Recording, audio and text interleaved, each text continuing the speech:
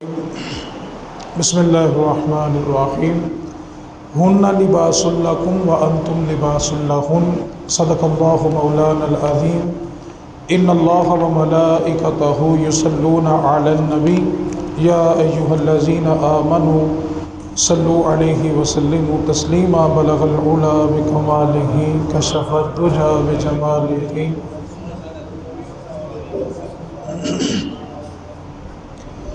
اللہ رب العزت نے میاں بیوی کے رشتے کو بیان کرتے ہوئے ارشاد فرمایا، تم ان کے لیے لباس ہو اور وہ تمہارے لیے لباس ہیں۔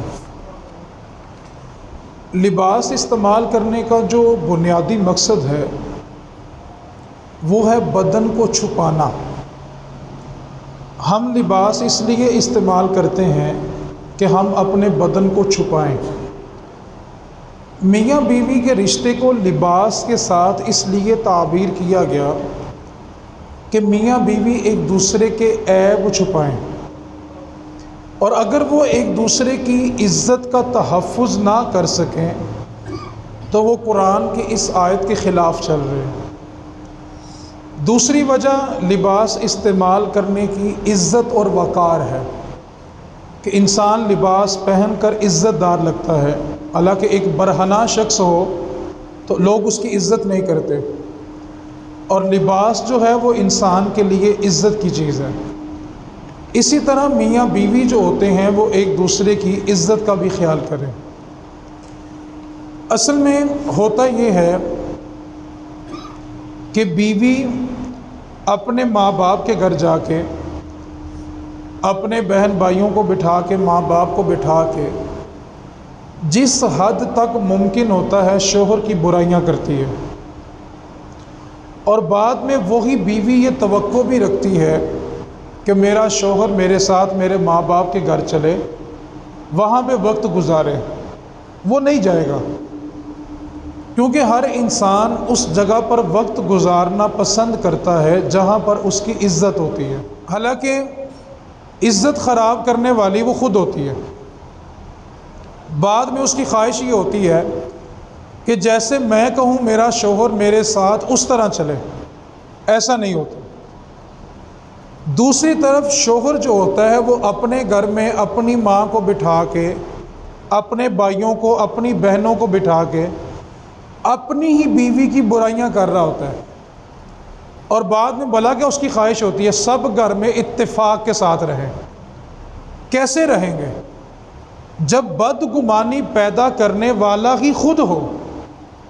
تو اس کے بعد وہ یہ توقع کرے کہ یہ رشتے آپس میں سکون سے اتفاق سے رہیں، تو ایسا نہیں ہوگا۔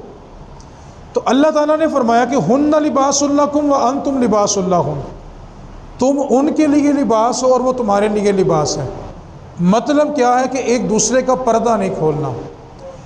رسول اللہ صلی اللہ علیہ وسلم نے فرمایا کہ جب بیوی کا انتخاب کرو کہ بیوی کیسی ہونی چاہیے تو 4 چیزوں کو مد نظر رکھو۔ سب سے پہلی چیز اس کا مال، آیا وہ مالدار گھرانے سے ہے کہ غریب ہے؟ مالدار گھرانے کو تم ترجیح دو۔ دوسرا فرمایا اس کا خاندان، حسب نسب، خاندان عزت دار خاندانوں میں سے ہے یا زمانے کا رسوا کردہ ہے؟ عزت دار گھرانے کو ترجیح دو۔ اور تیسرے نمبر پہ فرمایا کہ عورت کے حسن کو ترجیح دو، کیونکہ اگر ایک دوسرے کے حسن کو ترجیح دیں گے تو انسان کا ملان جلدی ہوتا ہے۔ اور چوتھے نمبر پہ جو چیز بیان کی وہ حدیث کا خلاصہ ہے، اور فرمایا کہ تم عورت کی دینداری کو ترجیح دو۔ چاروں چیزوں بیان کرنے کے بعد آخر میں رسول اللہ صلی اللہ علیہ وسلم نے فرمایا جب یہ 4 چیزیں جمع ہو جائیں، مال بھی ہے، خاندان بھی عزت والا ہے، حسن بھی ہے، لیکن اے میرے صحابہ تم نے ترجیح اس کی دینداری کو دینی ہے۔ دیندار جتنی ہوگی اتنی تمہارے لیے بہتر ہے۔ اب یہاں پہ جو بنیادی نقطہ سمجھنے والا ہے وہ یہ ہے، ہم جب بیوی کا انتخاب کرتے ہیں تو ماڈریٹ،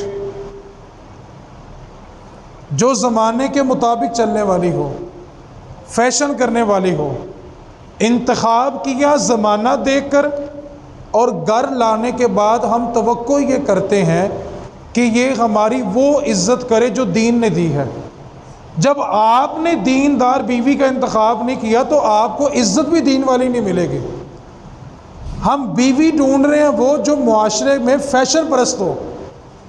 بیوی ڈھونڈتے وقت ہم یہ چیزیں دیکھ رہے ہیں، کہیں زیادہ پردہ تو نہیں کرتی، کہیں زیادہ دین کی طرف تو نہیں ہے، یہ تو ہمارے گھر میں آ کے دین کا کام کرے گی۔ ہم اس وقت دینداری کو ترجیح نہیں دے رہے، لیکن جب گھر میں لے آتے ہیں تو سب سے پہلی خواہش کیا ہوتی ہے کہ یہ میری عزت اس طرح کرے جس طرح دین نے اس کو حکم دیا۔ تو بھائی اگر آپ نے دیندار بیوی لائی ہوتی تو وہ آپ کی عزت بھی دینداروں والی کرتی۔ جب آپ نے دین کو ترجیح نہیں دی تو آپ کو بھی دین والی عزت نہیں ملے گی۔ اسی طرح اولاد، آپ اولاد سے یہ توقع کرتے ہیں کہ اولاد ہماری اس طرح عزت کرے جس طرح دین کہتا ہے، تو میرے بھائی پہلے اولاد کو دین تو دو۔ وہ دین دو گے تو دین والی عزت ہوگی نا، دین دیا نہیں اور عزت دینداری والی۔ تو اسی طرح رسول کریم صلی اللہ علیہ وسلم نے فرمایا کہ تم بیوی کے انتخاب میں اس کی دینداری کو ترجیح دو۔ اب گفتگو کا جو دوسرا پہلو ہے وہ سمجھنے والا ہے۔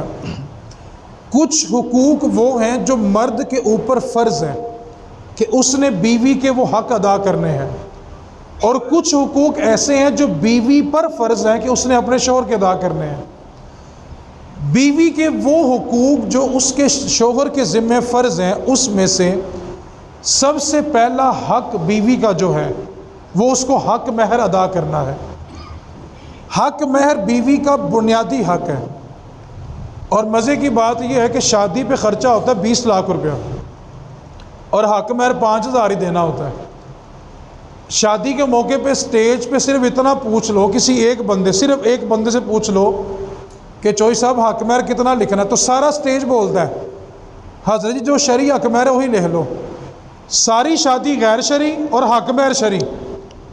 اور میں تو اب یہ کہہ کرتا ہوں کہ ہندو اور مسلمان ان کی شادیوں میں صرف ایک چیز کا فرق ہے، وہ آگ کے ارد گرد چکر لگاتے ہیں اور یہ نکاح پڑھتے ہیں۔ اس کے علاوہ کسی ایک چیز کا فرق بتائیں جو مسلمانوں میں اور ہندوؤں میں باقی رہ گیا۔ کوئی ایک رسم ایسی بتا دیں جو ہندوؤں میں ہوتی ہو اور مسلمان نہ کرتے ہوں۔ صرف ایک فرق ہے، وہ آگ کے ارد گرد چکر لگا رہے ہیں اور یہ نکاح پڑھ رہے ہیں، بس۔ اچھا مزے کی بات یہ ہے کہ انسان صرف اپنی اتنی عقل استعمال کرے کہ نکاح کرنا یہ دنیا کا کام ہے کہ دینی حق ہے، تو سب کہیں گے یہ دین کا حصہ ہے، کیونکہ رسول کریم میں النکاح من سنتی فمن راغب عن سنتی فلیس منی، نکاح کرنا میری سنت ہے اور جس نے میری سنت سے منہ موڑا وہ ہم میں سے نہیں ہے۔ اب خالصتاً نکاح کرنا ایک دینی کام ہے۔ اب انسان سوچے جب کام ہی دین کا ہے تو دین کے مطابق کیوں نہیں ہے؟ یا تو وہ نا دنیاوی کام ہے تو دنیا کے مطابق کر لو، کام بھی دینی ہے اور دین کے مطابق کرنا بھی نہیں ہے۔ تو بیوی کا پہلا حق جو اس کے شوہر کے اوپر فرض ہے وہ اس کو حق مہر ادا کرنا ہے۔ اور حق مہر کے بارے میں یہ ایک مسئلہ ضمناً میں عرض کر دیتا ہوں، اگر بندے نے ساری زندگی حق مہر نہیں دیا، بندے کا انتقال ہو گیا، اس کی وراثت میں سے جو بیوی کا حق مہر ہے پہلے وہ مائنس کیا جائے گا، پھر باقی مال بطور وراثت تقسیم کیا جائے گا۔ جو بیوی کا حق مہر ہے پہلے اس کو وہ دیا جائے گا۔ دوسرا حق جو بیوی کا ہے اور مرد کے اوپر فرض ہے وہ ہے نان و نفقہ، اس کو اچھی خوراک دینا۔ رسول کریم صلی اللہ علیہ وسلم نے ارشاد فرمایا جو تم خود کھاتے ہو وہ اپنی بیویوں کو کھلاؤ، جیسا لباس تم پہنتے ہو اسی معیار کا لباس اپنی بیویوں کو دو، ان کو مارو نہیں اور ان کو گالم گلوچ نہ کرو۔ تو اس واسطے دوسرا حق جو بیوی کا ہے اور مرد پہ فرض ہے وہ اس کو اچھی خوراک دینا۔ یہاں پر ایک مسئلہ یاد کر لیں، مرد کے اوپر یہ بات فرض ہے کہ وہ اپنی عورت کے لیے کھانے کا انتظام کرے۔ اگر عورت ملازمت کرتی ہے تو اس کی کمائی میں شوہر کا حق نہیں ہے۔ مرد جو کماتا ہے اس میں اس کی بیوی کا حق ہے اور بطور فرض وہ اپنی بیوی کے اوپر خرچ کرے گا۔ لیکن اگر بیوی ملازمت کرتی ہے تو اس کی سیلری کے اندر اس کے شوہر کا کوئی حق نہیں ہے. وہ چاہے تو اپنے شوہر پہ خرچ کرے اور چاہے تو نہ خرچ کرے. عورت چاہے تو اپنی اولاد پہ خرچ کرے چاہے تو نہ کرے. اولاد کی اور بیوی کی پرورش کرنا وہ مرد کے ذمہ لازم ہے. تو دوسرا حق جو بیوی کا اور مرد کے اوپر فرض ہے وہ اس کو اچھا خوراک کھلانا ہے. تیسرا فرض عورت کو بہترین رہائش مہیا کرنا. اب رہائش کے بارے میں مسئلہ یاد کر لیں. اصل میں نا ہم کو دینی مسائل کا علم نہیں ہوتا تو لوگ ہمیں ذرا بلیک میل کر لیتے ہیں اور ہم ہو بھی جاتے ہیں. مرد پر یہ پریشر ڈالا جاتا ہے کہ تم اپنی بیوی کو الگ گھر لے کے دو، یہ دین کا حکم ہے کہ بیوی الگ گھر میں رہے گی، یہ دین کا حکم ہے. اب مرد بیچارہ پریشان ہے کہ دین کا تو حکم ہے کہ الگ گھر لے کے دو اور میرا تو ایک گھر کے بھائیوں کے ساتھ رہ کے گزارا نہیں ہو رہا، تو الگ گھر لے کے میں کیسے کام پورے کروں گا. اب اس بات پر شوہر کو بلیک میل کیا جاتا ہے کہ بیوی کو الگ رہائش دے کے دو. اور اگر ہم نے شریعت سیکھی ہو تو بندہ بلیک میل نہیں ہوتا. بیوی کے لیے جو الگ رہائش کا حکم ہے اس کی تعریف یہ ہے: ایسا پورشن، ایسا کمرہ جس کو جاتے وقت بیوی اپنا تالا لگا کر جا سکتی ہو، وہ الگ رہائش ہوتی ہے. اور مرد کے ذمہ صرف اتنا ہی فرض ہے کہ بیوی کو ایسا کمرہ یا ایسا پورشن دے دیا جائے جس کو جاتے وقت اپنا تالا لگا سکے، تو یہ الگ رہائش ہے. الگ سے گھر لے کے دینا یہ مرد کے لیے فرض نہیں ہے. اور مزے کی بات بلا کیا ہے، جس عورت نے ناک میں اس بات پر دم کیا ہوا ہے نا کہ مجھے الگ گھر چاہیے، میرا ان کے ساتھ گزارا نہیں ہے، یہی عورت اپنے ماں باپ کے گھر جا کے نا اپنے بھائیوں اور بابیوں کو لیکچر دے رہی ہوتی ہے کہ دیکھو اکٹھے رہنے میں بڑی برکت ہوتی ہے، اکٹھے رہو گے تو بڑی برکت ہوگی، اتفاق سے رہو بڑا سکون رہے گا. اپنے گھر میں ناک میں دم کیا ہوا ہے، چین نہیں لینے دے رہی، اور جا کر بھائیوں کو بابیوں کو لیکچر جاڑ رہی ہے کہ اکٹھے رہ کر دیکھو ماں باپ بوڑھے ہو گئے ہیں، اگر الگ الگ ہو گئے تو خیال کون کرے گا. اور اپنے گھر میں جب تک الگ گھر نہیں ملے گا صلح ہی نہیں ہوگی. تو الگ گھر کا مطلب کیا ہے؟ جس کو جاتے وقت انسان اپنا تالا لگا سکے وہ کیا ہے؟ الگ رہائش ہے. اور مرد کے ذمہ صرف اتنا ہی فرض ہے. بالکل الگ بلڈنگ بنا کے دینا یہ مرد کے لیے فرض نہیں ہے. چوتھا حق جو بیوی کا فرض ہے اور مرد کے اوپر لازم ہے، اس کے ساتھ حسن سلوک سے پیش آنا، اچھا رویہ رکھنا. اصل میں مردوں کے اندر ایک خامی یہ ہوتی ہے، یہ باہر بڑی نرم گفتگو کرتے ہیں، بڑا دھیما لہجہ ہوتا ہے، اچھی گفتگو کرتے ہیں، اور گھر میں قدم رکھتے ہی ہٹلر بن جاتے ہیں. بچوں کو گالم گلوچ، بیوی کو گالم گلوچ. ایک بات کو پلے باندھ لیں، جس گھر میں اولاد کی تربیت نہ ہو سکے اور نظر آئے کہ اولاد بگڑ گئی ہے، اس کی وجوہات میں ایک وجہ یہ ہوتی ہے کہ اس گھر میں میاں بیوی کا اتفاق نہیں ہے. جس گھر میں میاں بیوی کا اتفاق ہو وہاں اولاد کی تربیت ہو جاتی ہے. میاں بیوی کا جو تنازع ہوتا ہے وہ اولاد کی تربیت نہیں ہونے دیتا. تو چوتھا حق جو بیوی کا ہے اور مرد کے لیے لازم ہے، فرض ہے، وہ اس کے ساتھ اچھے سلوک سے پیش آنا، اچھا رویہ رکھنا. رسول کریم صلی اللہ علیہ وسلم نے فرمایا تم میں سے سب سے بہترین مومن وہ ہے جو اپنے گھر والوں کے لیے بہترین ہے، اور میں محمد اپنے گھر والوں کے لیے بڑا ہی بہترین ہوں. تو میں بہترین وہ ہے جو گھر والوں سے بہتر. باہر تو ہر بندہ ہی بہتر ہے، باہر کام جو ہوتا ہے، مطلب جو ہوتا ہے، تو فرمایا بہترین مومن وہ ہے جو اپنے گھر والوں کے لیے بہتر ہے. لیکن ہمارا نا ایک مزاج ہے، بچے نے اگر کپڑوں پہ پیشاب کر دیا تو جب تک بیوی کو سارے گھر کے سامنے رسوا نہیں نہ کرتے سکون نہیں ملتا. اور اگر بچہ دادا کی گود میں بیٹھا ہو تو جو بہو کی شامت آتی ہے وہ ممبر پہ بیان بھی نہیں ہو سکتی. پہلی آواز آئے گی تجھے پتہ نہیں میں نے نماز پڑھنی ہوتی ہے، بچوں کو پیمپر کیوں نہیں لگا سکتی تو. ابھی کل ایک گھر کا جھگڑا تھا، اس مسئلے میں انہوں نے مشورہ لیا تو ان کا موقف یہ تھا کہ دادی کے کمرے میں پوتے اور پوتیوں کو جانے کی رخصت ہی نہیں ہے، اور جس بہو نے اپنا بچہ دادی کے بیڈ پہ سلا دیا ہے اس بہو کی شامت آ جاتی ہے۔ آگے جا کر میں اس پہ تبصرہ کر رہا ہوں۔ رسول کریم صلی اللہ علیہ وسلم کی بارگاہ میں خاتون آئی، اس کے پاس ایک چھوٹا سا بچہ تھا۔ رسول کریم صلی اللہ علیہ وسلم نے اس کو اپنی گود میں بٹھا لیا۔ میں کہتا ہوں قربان جائیں اس بچے کے نصیبوں پہ جس کو کھیلنے کے لیے گود بھی مصطفیٰ کی ملی ہے۔ حضور کی گود میں کھیل رہا، کھیلتے کھیلتے اس نے پیشاب کر دیا۔ اب وہ عورت جو اس بچے کی ماں تھی وہ تھر تھر کانپنے لگی، ڈر گئی کہ رسول اللہ کی گود میں میرے بچے نے پیشاب کر دیا۔ اب وہ کپ کپی تاری ہے، تھر تھر کانپ رہی ہے۔ لیکن میں قربان جاؤں رسول کریم کے اخلاق پر۔ اللہ نے فرمایا تھا نا انک لعلی خلق عظیم، محبوب ہم نے تو آپ کو اخلاق کے اعلیٰ درجے پہ فائز کیا ہے۔ اب اخلاق کریمانہ کیا تھا؟ بچے نے پیشاب کیا، ماں تھر تھر ڈر سے کانپ رہی ہے۔ رسول کریم صلی اللہ علیہ وسلم نے اس عورت کو جب کانپتے ہوئے دیکھا نا تو فرمایا اے عورت تو کانپتی کیوں ہے، ڈرتی کیوں ہے؟ اللہ نے پانی نازل نہیں کیا، ابھی ہم نے کرتے کو دھونا ہے، رب نے اس کو پاک فرما دینا ہے۔ لیکن اگر یہی کام دادا جی کی گود میں ہو جائے، شوہر کی گود میں ہو جائے، تو جب تک بیوی پورے گھر میں رسوا نہ ہو جائے تب تک ہمیں چین نہیں ملتا۔ مہربانی کرو، بہتر مرد وہ ہے جو اپنے گھر والوں کے لیے بہتر ہے۔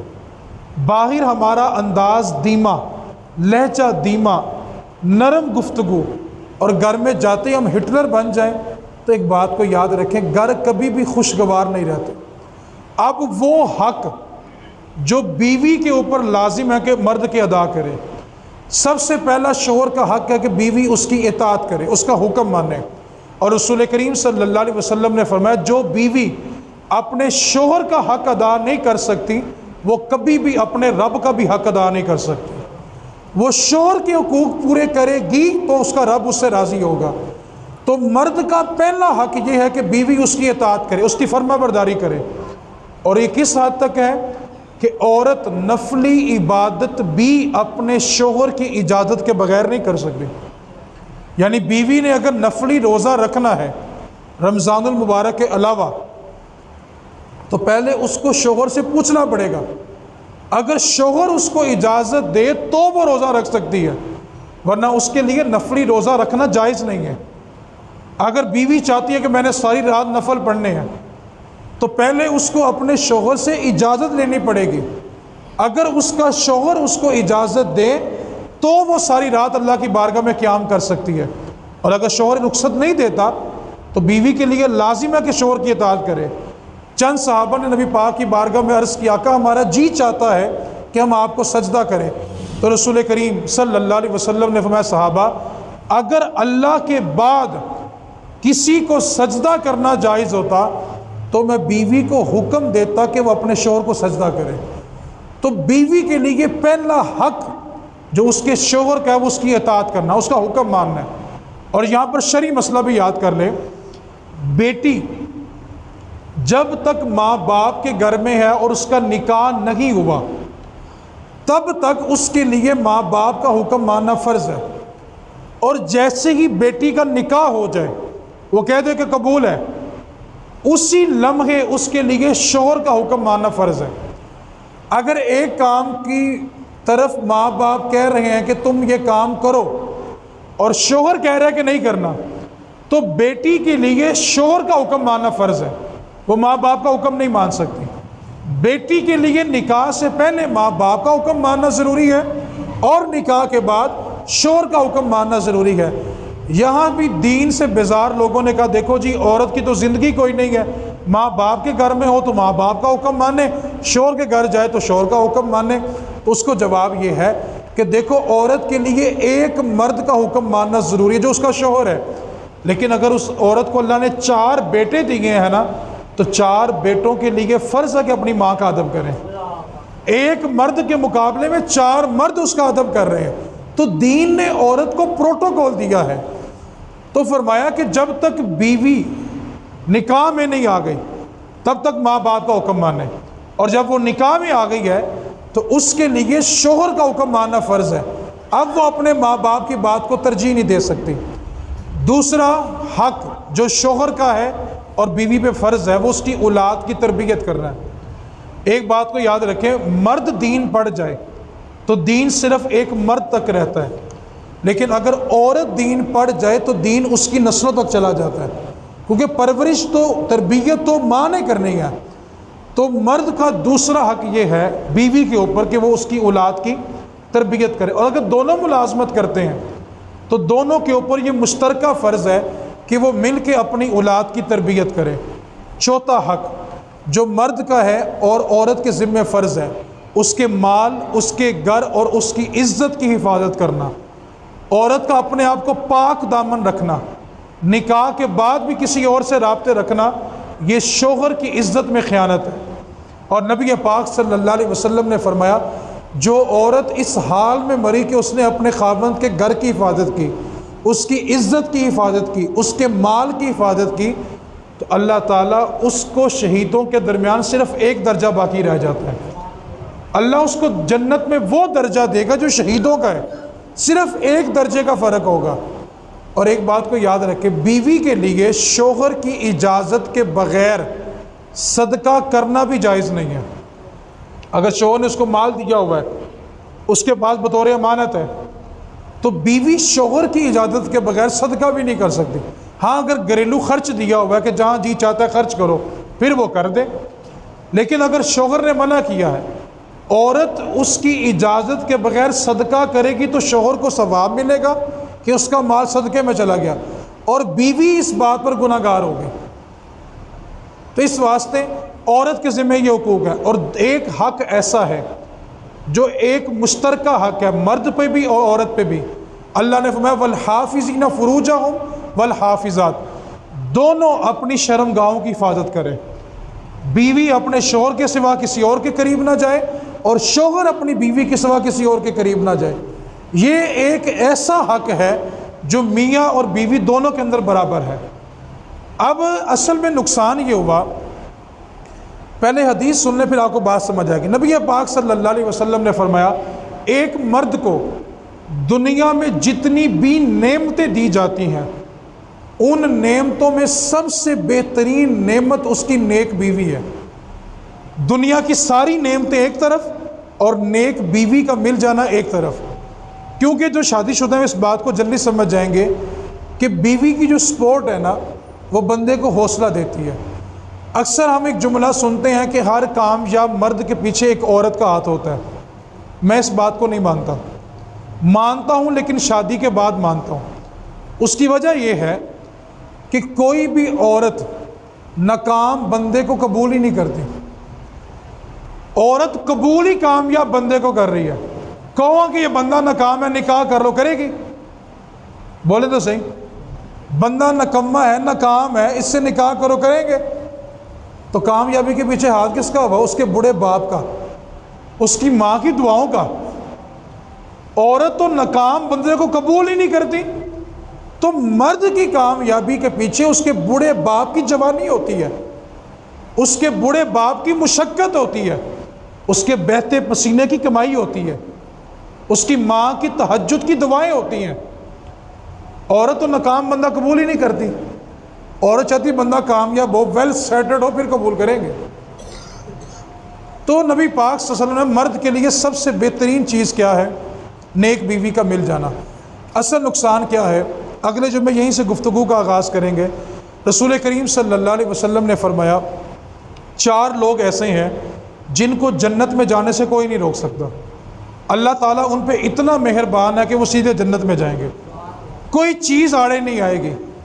فرمایا پہلا وہ شخص جس کے ماں باپ دنیا سے اس حالت میں گئے ہوں، بچے نے بڑی خدمت کی ہے، بچہ یا بچی ہے، خدمت کی ہے، اور جب اس کے ماں باپ دنیا سے گئے تو اس سے راضی ہو کے گئے، اس کو جنت میں جانے سے کوئی نہیں روک سکتا۔ نمبر 2، جس کی اولاد زیادہ تھی، آمدن کم تھی، اس کے باوجود اس نے اولاد کو حرام لقمہ نہیں کھلایا، اس کو جنت میں جانے سے کوئی نہیں روک سکتا۔ تیسرے نمبر پہ جس نے پکی توبہ کر لی اور اس نے پکا گناہ کو چھوڑ دیا، اس کو جنت سے جانے سے کوئی نہیں روک سکتا۔ اور چوتھے نمبر پہ وہ بیوی جس کا انتقال اس حالت میں ہوا ہو کہ اس کا شوہر اس سے راضی ہو، وہ سیدھی جنت میں جائے گی۔ تو بس اس خلاصے کو آپ ذہن میں رکھ لیں۔ اب مردوں نے جو حقوق سن لی ہے نا اپنے، گھر جا کے سب نے کہنا ساڈے اے حق نے، تو جڑے میں بڈھیاں دے سنانے وہ کنے سنانے نے جا کے؟ اپنے مطلب کی بات نہیں سنانی، دونوں کی بات سنانی ہے۔ خلاصہ کلام یاد کر لیں، مرد کی جنت، کیا بولا میں نے؟ اس کی ماں کے قدموں کے نیچے ہے۔ کیا بولا جی؟ اس جملے کو سمجھیں تو آسانی ہو جائے گی۔ مرد کی جنت اور عورت کی جنت اس کی شوہر کی رضامندی میں ہے۔ دین کا خلاصہ پھر یاد کر لیں، مرد کی جنت اس کی ماں کے اور عورت کی جنت اس کے شوہر کی رضامندی میں ہے۔ اس کا شوہر راضی ہے تو عورت کے لیے جنت ہے، اور اگر شوہر راضی نہیں ہے تو عورت کے لیے جنت نہیں ہے۔ اور اگر شوہر بیوی کو بلائے اور بیوی انکار کر دے تو میرے نبی پاک نے میں صبح تک فرشتے اس عورت پہ لعنت بھیجتے ہیں۔ ہمیں بہترین بیوی وہ جس کو مرد دیکھے تو وہ خوش ہو جائے۔ یہاں پہ صورتحال کیا، جو عورتیں نوکری کرتی ہیں نا، صبح 9 بجے سے لے کے شام کو 6 بجے تک اچھا لباس، اچھی خوشبو، سر سے لے کے پاؤں تک ڈسٹیمپر پھیرا ہوتا ہے، اور گھر میں آ کے وہ پاٹے پرانے کپڑے۔ ٹھیک ہے، میری بات سمجھ رہے ہیں؟ اشارہ کافی تو نہیں ہے؟ پھر شکوہ کیا ہے؟ جی میرے مرد کا گھر میں دھیان ہی نہیں ہے۔ اس کا خاک گھر میں دھیان ہوگا۔ اسی طرح مرد ہیں، گھر سے نکلیں گے تو بار بار شیشہ دیکھیں گے، اپنے آپ پہ مشکوک ہیں۔ اور جو بندہ اپنی ذات سے مطمئن نہیں ہے، اس سے کسی اور نے کیا مطمئن ہونا ہے؟ تجھے یقین ہونا چاہیے کہ اللہ کا وعدہ ہے کہ میں نے انسان بڑا سونا کر کے بنایا ہے۔ تو جب رب نے سونا بنایا تو بار بار دیکھ کیا رہا ہے؟ بس ٹھیک ہو گئی بات، اللہ نے سونا بنایا ہے۔ اب مرد بھی کیا، سارا دن باہر اچھا بھلا لباس، اچھی خوشبو، اور گھر میں جانا تو میری بات سمجھ تو نہیں نہ رہے؟ پھر کیا کہتے ہیں؟ توجہ ہی نہیں ہے۔ کیوں ہوگی؟ اور یہاں پہ نا قصور عورتوں کا، کمزوری ہماری ہے۔ توجہ چاہتا ہوں، 6 مہینے شادی نہ آئے، کتنے کہا میں نے؟ عورتوں نے نئے کپڑے نکالنے ہی نہیں ہیں، اور 6 مہینے بعد شادی آ جائے، نیا کپڑا، نیا جوتا، اچھی خوشبو، ڈسٹیمپر منہ سے لے کے پاؤں تک پھیرا ہوگا۔ ٹھیک ہے، اور مرد شوہر خود موٹر سائیکل بٹھا کے لے کے بھی جا رہا ہے۔ اچھا، اب 6 مہینے بعد شادی حال بھرا ہوا ہے غیر مردوں سے، عورت نے بناؤ سنگار کیا، شوہر کے لیے کیا؟ اگر شوہر کے لیے تھا تو باقی 6 مہینے کیوں نہیں کیا؟ بناؤ سنگار غیروں کے لیے اور شکوہ اپنے شوہر سے۔ جو بناؤ سنگار 6 مہینے بعد تم نے غیروں کے لیے کیا ہے، روز اپنے شوہر کے لیے کرو، پھر دیکھو کسی کا دھیان بڑھ جاتا ہے۔ اسی طرح مرد شادی آ جائے تو خط بھی بنوائیں گے اسپیشل، شیو کرانے والے بہترین شیو کرائیں گے، اچھا لباس، اچھی خوشبو، اور جس کے لیے رب رسول نے کہا ہے تیار ہونے کا، اس کے لیے کیوں نہیں ہوتے؟ تو مہربانی کریں، گھروں میں توجہ دیں۔ انشاءاللہ اگلے جمعے اسی جملے سے آغاز کریں گے۔ اللہ تعالیٰ عمل کی توفیق عطا فرمائے۔ جملہ یاد کر لیں، مرد کی جنت اس کی ماں کے قدموں کے، اور بیوی کی جنت کیا ہے؟ اس کے شوہر کی۔ وہ شوہر بے وقوف ہے جو کہتا ہے میں نے ماں اور بیوی کو برابر رکھا ہوا ہے۔ جس کو رب اور رسول نے برابر نہیں بنایا، تم نے کیسے برابر کر لیا؟ تمہاری جنت تمہاری ماں ہے، اور اس کی جنت شوہر کی رضامندی ہے۔ اور اگر تم ماں کو دبکا مارو بیوی کی وجہ سے، اپنی جنت تباہ کر رہے ہو۔ اللہ کریم ہمیں ہدایت کی توفیق عطا فرمائے۔ وما علینا الا البلاغ۔